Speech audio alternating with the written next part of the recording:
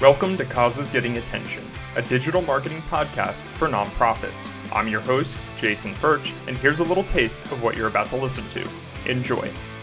Usually would get, maybe one volunteer or intern application in a given month, and now we're getting 7 or 8. And now they actually have to hire someone, which is a great problem to have.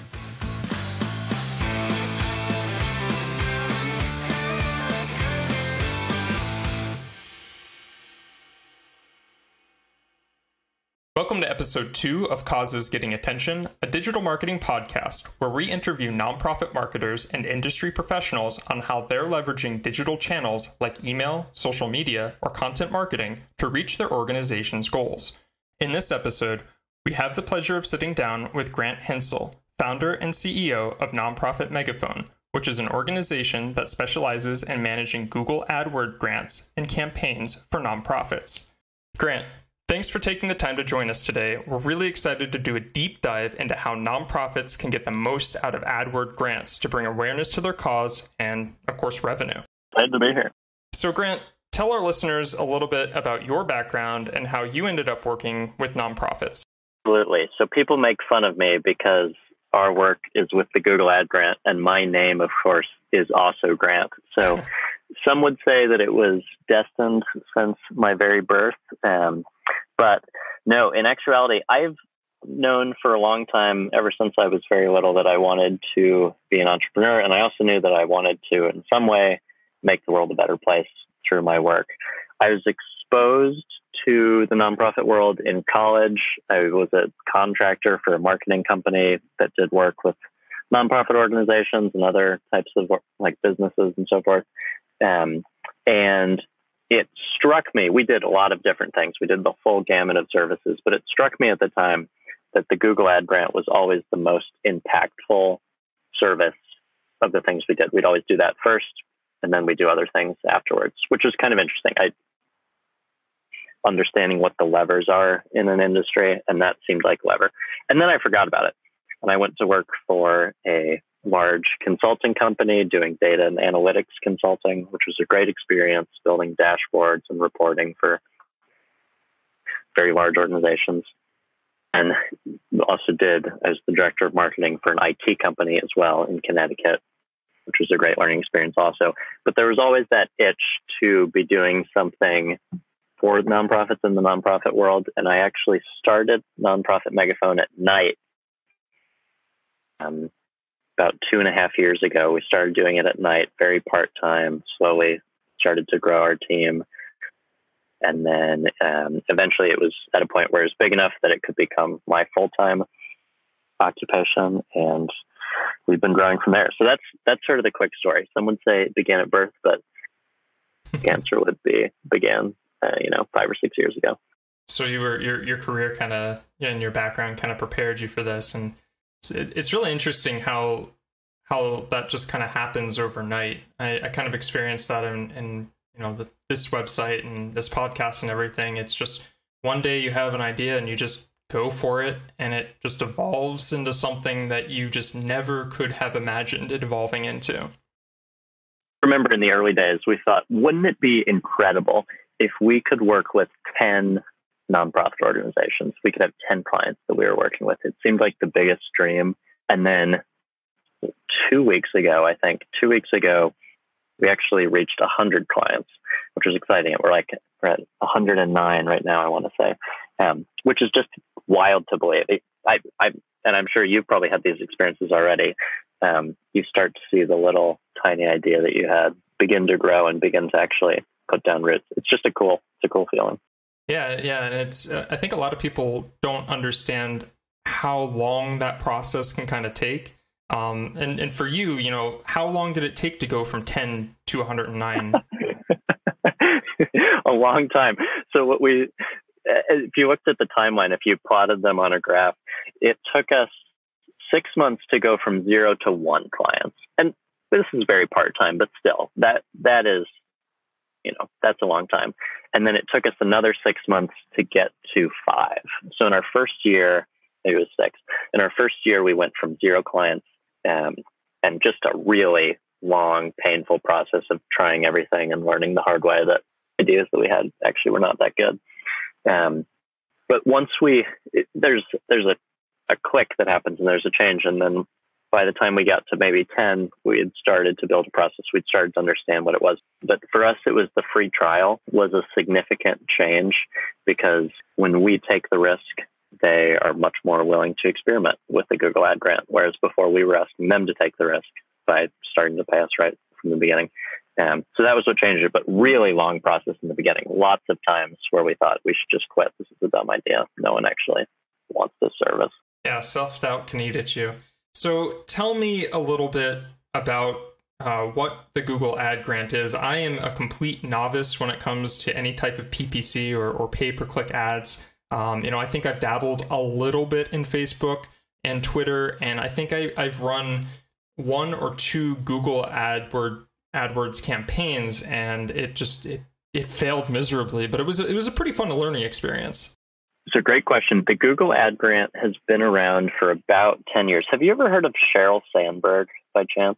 Yeah, she's the COO of Facebook, right? Yeah, and she wrote the book Lean In, is a huge deal.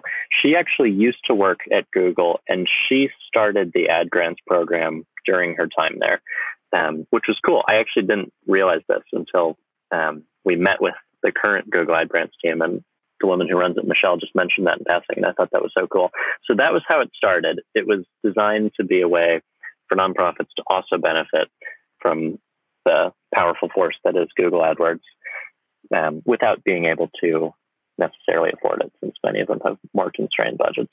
Quick synopsis of it is nonprofits get $10,000 a month to spend on Google Ads, as long as they maintain compliance with the Google policies that they've set up for the program. And any organization, more or less, any organization in the United States, for example, that's a 501c3, that is not a hospital or a school or a government entity, pretty much is eligible for the Google Ad Grant, which is incredible. So it's this significant and impactful resource that the vast majority of nonprofits can use, and in many cases don't know exists. Right. So $10,000 may seem like a lot of money to send out as a grant, but I know Google is pretty expensive when it comes to any type of paid advertising. Do you see any issues with that or limitations with that figure? Typically ends up being more than enough for most organizations. A lot of it depends on the geographic scope. So if you're a national organization that serves a lot of people and has a set of offerings and so forth, you appeal to a lot of people, you'll probably be able to spend the whole $10,000, maybe, if you do a really good job. If you're a smaller organization, you probably won't even need that much, and it'll pay for you to basically run ads on every person who's searching for things that are related to what you do. Maybe it'd only be $4,000 a month to reach all those people. And, the $10,000 is more than sufficient for that. Mm-hmm. And just kind of going back into the requirements side of it, is there a performance requirement that you need to maintain? And if so, how difficult is it to retain that requirement? These rules are new as of January. So there's a whole new set of leadership who are running the Ad Grants program at Google. Their goal was increasing the quality of ads that people were seeing when ads are being shown through the Google Ad Grant. So yes, they put in some requirements and compliance that you have to maintain to keep your grant. They're not impossible to maintain by any chance. They just require that you know what you're doing and that you do a good job and spend a good amount of effort on the ad grant. The main requirement is that you have to hit at least 5% click-through rate, is the number of people who click on your ads divided by the number of people who saw those ads. So if 100 people saw an ad for something that you were doing, Jason, and 5 people clicked on it, that would be a click-through rate of 5%. Mm-hmm.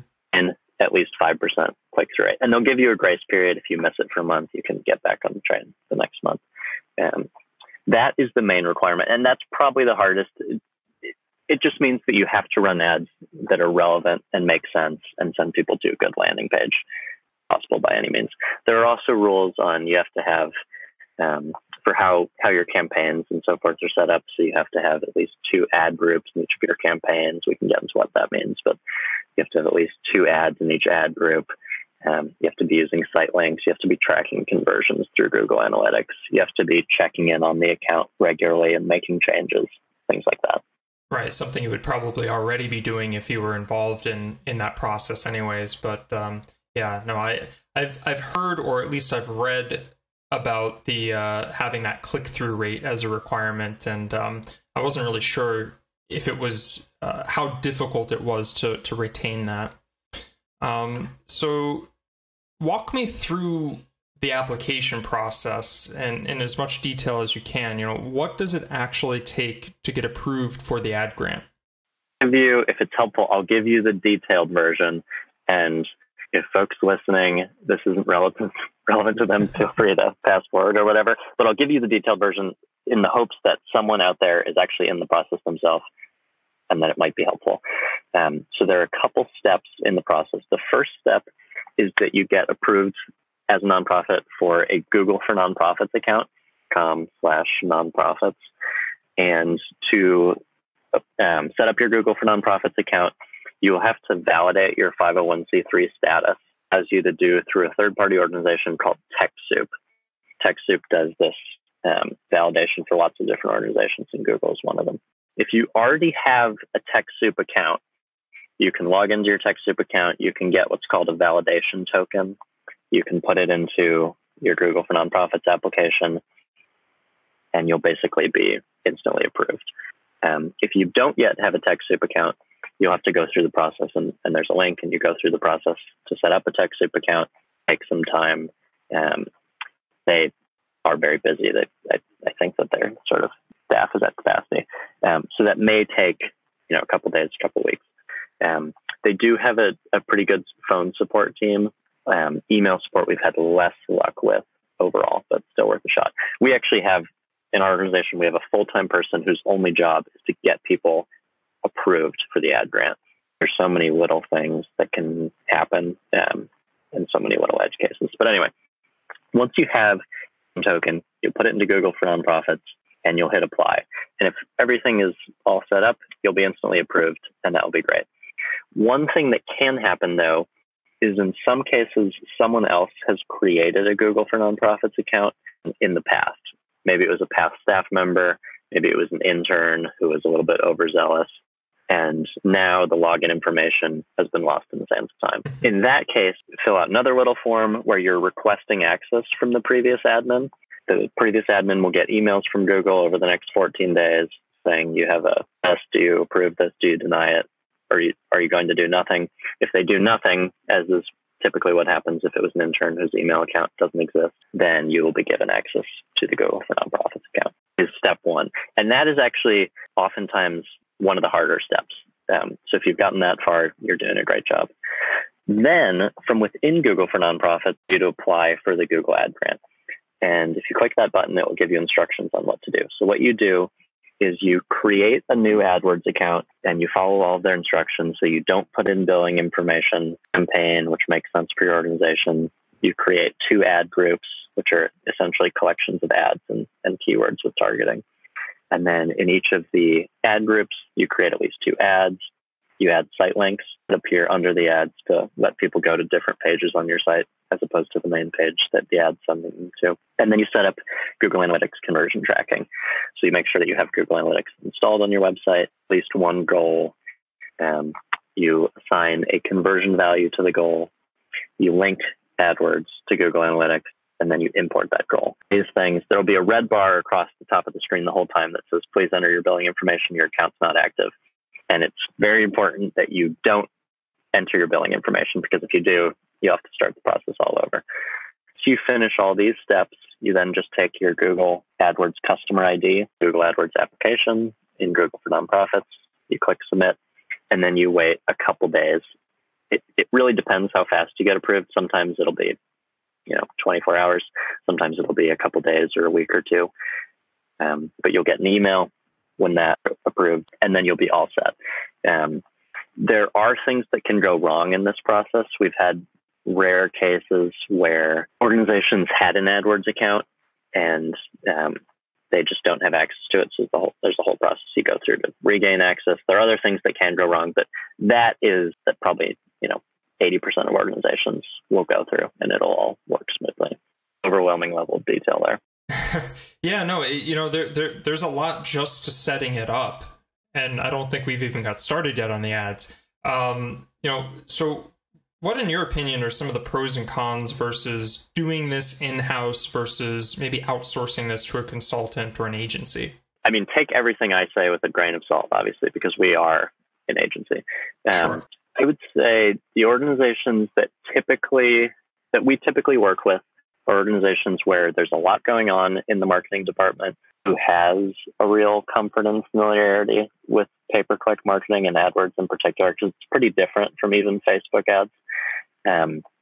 And they just need it to be done and not worry about it. And they don't have the time and money to train someone to do it. If you have, I think, larger organizations, it's interesting. Thesis when we started Nonprofit Megaphone was that it would be smaller, mid-sized organizations that don't have as large of a marketing team. They would want to outsource it to us, and that would be, if you did have a big enough marketing team, you would just do it in-house, and if not, you'd outsource. Interestingly, though, very large organizations use us as well. So Rotary International, which has 1 million members worldwide, is a client, and they are wonderful people. And they do have, a much more robust marketing team, but they've still decided, I guess, just because the expertise, they want to, have a specialist do it. So I would say that's probably the biggest single driver is, do you have a person who knows how to do it? That's awesome. I would just run with it. And if you don't, it's a fairly straightforward thing to outsource. Yeah, and I think it comes down to a capacity thing too, where you may have someone who understands that aspect, but just doesn't have the time to really invest in it in the way that it needs to be, because it is a nurturing process. It's not just something that you do and that's it. It's just everything's you're gonna start getting return on your investment. You have to methodically go through and optimize your campaigns and make sure that everything's running smoothly, and making sure, like you were mentioning before, I think making sure that your offer, wherever that landing page is being sent to, is very, very relevant and specific to the ad that you're crafting. Absolutely. And it really is. I mean, it does take a lot of effort, and ads are an interesting thing because there's so much data, and it's time of day of week. We check in a lot on our clients on the weekend, because people who are searching for you on the weekend are going to have slightly different goals and slightly different things in mind than people who are searching during the week. And, that's just part of the game. And that's what the team's used to. So yeah, it's definitely it's an interesting beast, because it's just constantly changing. There's constantly new features come out, things become more competitive. It's very fun in a way, but it also changes frequently. Yeah, and speaking of change, I think it's now called Google Ads as of recently. It is, right? I know it's not AdWords anymore. We were just talking about that today. I like it personally. I think it's easier to understand. I don't think the word words added that much personally, and everyone calls it Google Ads colloquially. So. And are they doing some interface changes as well? Is that something that's been rolled out, or are they still kind of developing that? It has. So there's it's called the new AdWords experience, or AdWords beta, which has been out for a number of months, and it's supposed to be faster, easier to use. That, our team is personally split on that. Half the people love the new interface, half the people love the old interface. But starting in the beginning of July, the new interface will be all there is. So there will be no more old interface. I'll enjoy the new interface. Yeah, no, I know how it is when you're very comfortable, especially with like a program or a platform that's very customized, and you have everything, you've spent all the time invested in learning it and have everything set up, and then all of a sudden, like a dime, it's like, oh, we have these new updates and everything's changed. A button that, yeah, it's funny. It's definitely faster for certain things. It's slower for some things, I would say, but it is faster for other things, which is the goal. Great. So I want to shift the conversation a little bit, and I want to get into the very actionable bits of this. So what are some examples of real organizations that are using the ad grant right now? I can talk about different ways people are using it and the different types of results that they're driving, which will hopefully be at least good food for thought for people. Some organizations are using it to recruit, for example, volunteers or interns, which is a really impactful driver of their work. So we have an organization usually would get, maybe one volunteer or intern application in a given month, and now we're getting 7 or 8 volunteers. Or I think last month, I was looking this up today. Last month they got 7 volunteers and 8 interns. Now they actually have to hire someone, volunteers and interns, which is a great problem to have because that person's capacity is multiplied by 15. So that's definitely one big use case is growing the team through volunteers and interns, or in some cases hiring as well. Other organizations use it to drive revenue, which is sort of the most straightforward application. There's an organization called U.S. Masters Swimming, which has memberships, people who are members in their organization, and they use ads to get new members and also to have existing members renew, drive, thousands and thousands of dollars of revenue each month from that. So that's fairly common. People will also use it to drive physical donations. So we have Habitat for Humanity Restores, which are Habitat for Humanity umbrella. It's essentially a resale store for home goods. And we have organizations that are using that very successfully to have people who want to get rid of, appliances or cabinets or things like that, find them through Adwords, schedule donation pickups, and get it all set up online. Another, I think, overlooked application of Adwords that is very, very helpful, especially for the long term, is using it to capture email addresses of people who are interested in what you do or could be potential future supporters. That has e-cards on their site that you can send to people, and as part of that, their email address is captured, and those people get added to the organization's email list, and then can be nurtured, and the relationship can be built over time so that those folks can continue to get more and more involved. Anyway, the most obvious application is organizations where they're trying to reach a target group of people that their programs and offerings actually serve. So reaching fans of the programs as well. So anyway, it's all over the board, and we can dive into any of those examples, but quite a few different applications that we've seen, and more are sprouting up every day. Yeah. It seems like Google Ads are a really great way to meet most specific organizations' needs, whether they're trying to drive more volunteership, physical goods like you were talking about, or even the revenue, which I would think it would be the most sought after result, is the revenue side of it. Could you speak to any specific campaigns that you're either currently involved in or have been involved in the past where you were able to just drive really great results in that aspect? We can talk about the U.S. Masters Swimming campaign specifically. So they obviously are, people interested in swimming and so forth. So they have a variety of campaigns and ad groups that are targeting specific subsets within that demographic. As you drill into it, there are a whole laundry list of different subsets that you can target. They will then send people, in their case, they're doing it pretty directly. So they're sending people to a membership page where folks have the opportunity to either register or renew an existing membership. And then there's, steps involved, and in the new case, entering payment information and so forth. A really important step in this whole process, and probably the first and most important step in anyone who's getting started with these types of marketing channels, is making sure that you can track the outcomes all the way down to completion and at each stage in the process.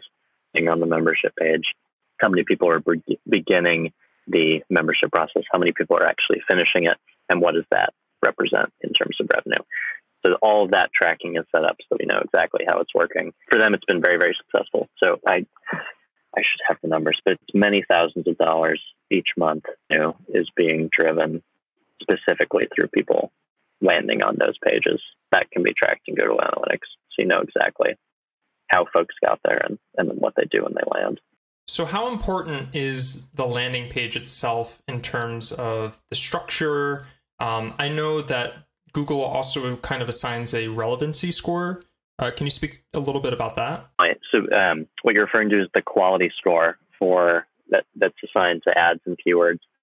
And Google's goal at the end of the day is to, one, generate revenue for itself, but two, make sure that there's a healthy and valuable and useful experience for the person searching.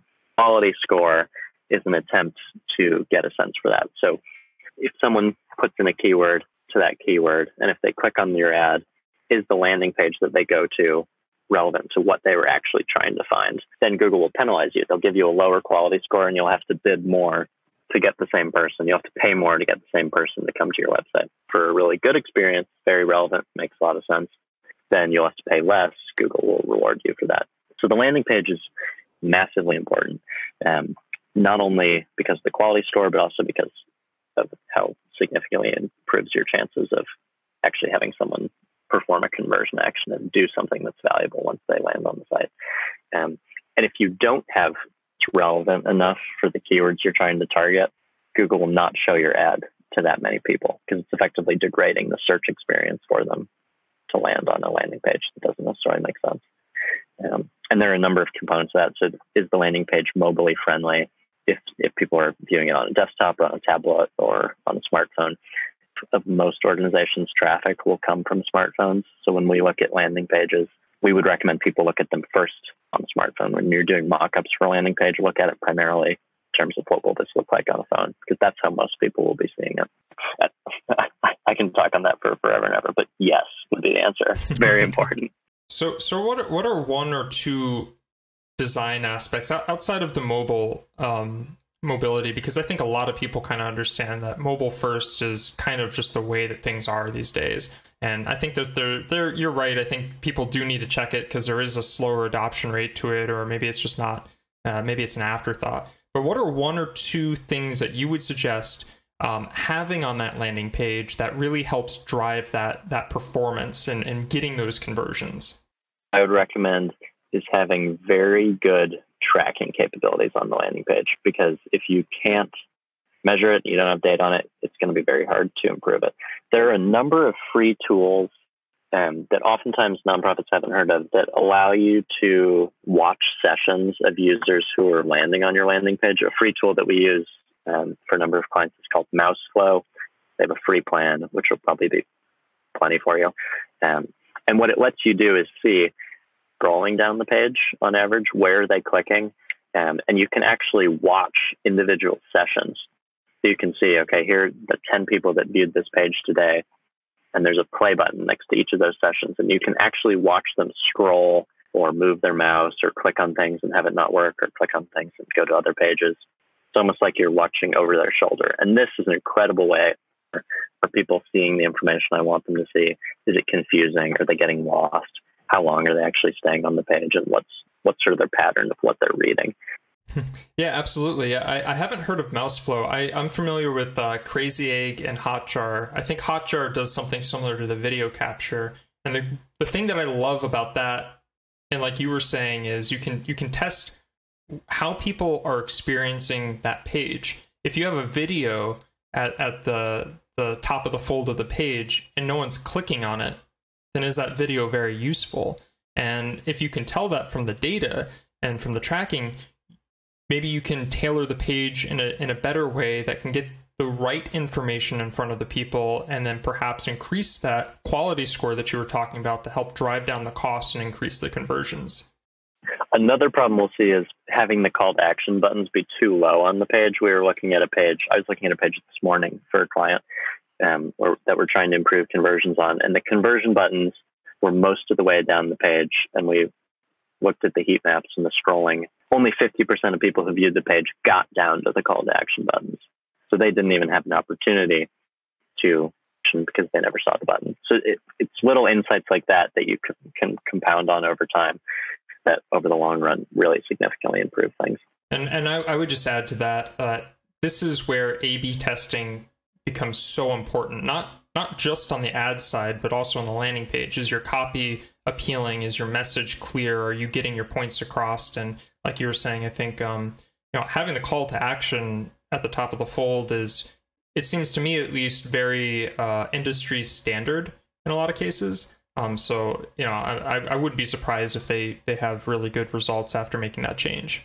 Kind of circling back with US Masters, what can other organizations do to kind of emulate their success? I mean, several thousands of dollars, that's not pennies for some of these smaller and mid-sized organizations that really survive on fundraising? I would encourage people. So maybe they're a large organization. So maybe we can talk it through another example for a small organization just to make it more relatable. We have another organization where you can donate money, obviously, but you can also donate very specific pieces of equipment or materials that are really helpful for them. One tactic that is surprisingly effective is listing each of those things, that each of those donation wish list items on either the same page or ideally its own page on your website, and then creating ad groups, those specific donation requests. So in this client's example, a common item that they need donated is acrylic yarn. And they actually had an acrylic yarn page on anyone who has extra acrylic yarn could donate to us. We created an ad group specifically for donate acrylic yarn, which is not a competitive search phrase. And not a lot of people search it, but those who do are probably not going to find a lot. There's probably not going to be a lot of nonprofits competing for the acrylic yarn. They saw the ad, they clicked on it, and they shipped yarn to the organization. So that is one thing that could be very helpful. Listing out specifically what types of things that you'd like to have donated, targeted ads for each of those specific items. The Habitat for Humanity Restore client, we do that with them as well. So instead of saying donate household items, we do that, but we also have a list of here are the 20 common categories of household items, and making very specific ads going to very specific landing pages for each of them. Mm-hmm. Yeah, I think food banks actually have to throw out a lot of canned goods because they just don't have a long enough shelf life, or people like to donate very odd things that are just kind of sitting in their cupboard, like beets or something like that. It's like, well, we have to feed people. People don't want to eat beets all day. So being very specific, I think, is super important.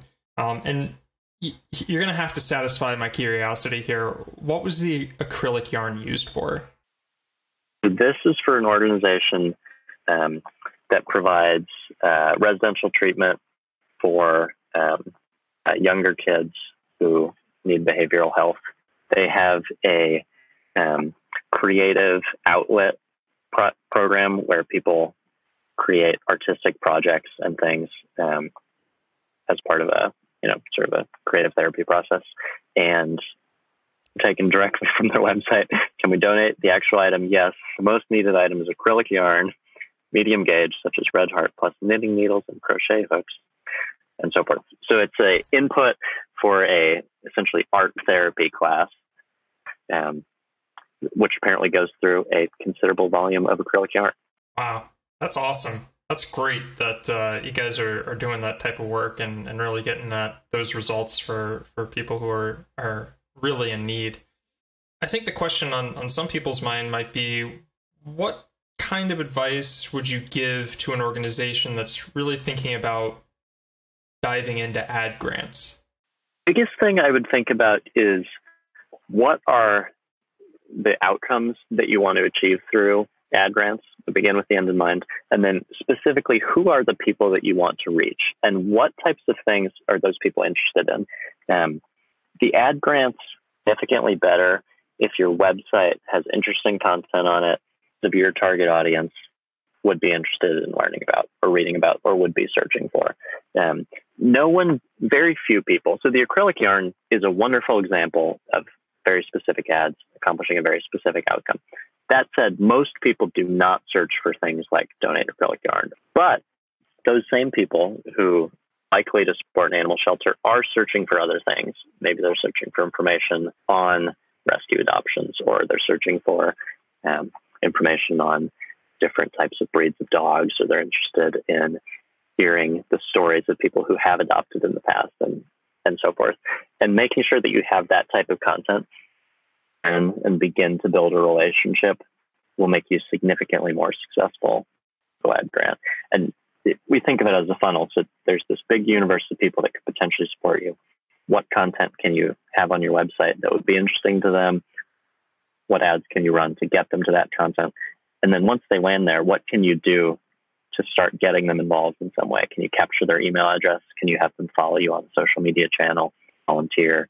and continue to deepen that relationship as opposed to expecting that we almost think of that as proposing marriage on the first date. You have to begin to build a relationship, build an emotional connection, and then grow that over time. So knowing exactly what you're trying to do and then knowing how the ads on the website will be able to support that will make you dramatically more successful.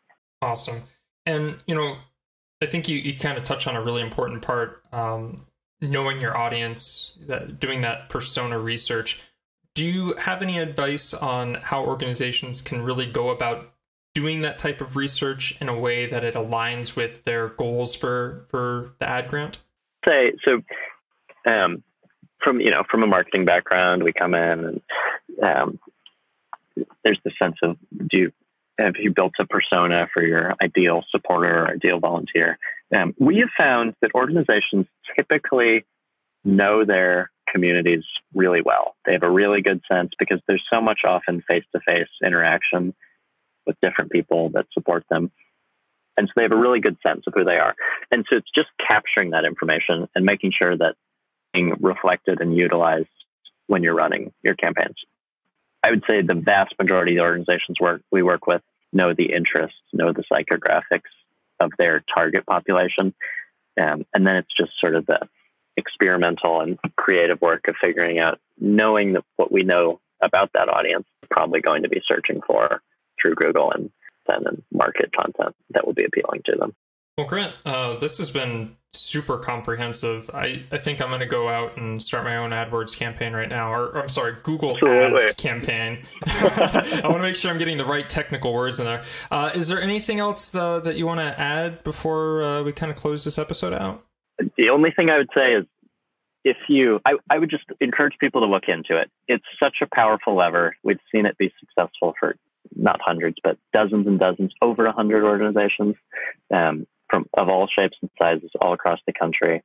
It is a one-of-a-kind program in many ways. Facebook doesn't have anything similar. No other advertising platform has anything similar where they give you so much money and credit each month forever. Great. And Grant, where can people reach out to you? I am most active on only one social network, sadly, which is LinkedIn. Would love to be connected to on LinkedIn. If I can ever be of help to anyone, my email address is Grant, Grant, at nonprofitmegaphone.com. And Grant, they can find you on LinkedIn at Grant Hensel, Hensel, right? Correct. Yep, exactly. LinkedIn/in/Grant Hensel. Great. Well, Grant, thank you so much for taking the time again. I really appreciate just kind of going over what it is that you do, and just all of the amazing stories. I think that, I think you guys are really making a huge and really positive impact in the world. Absolutely. Thanks, Jason.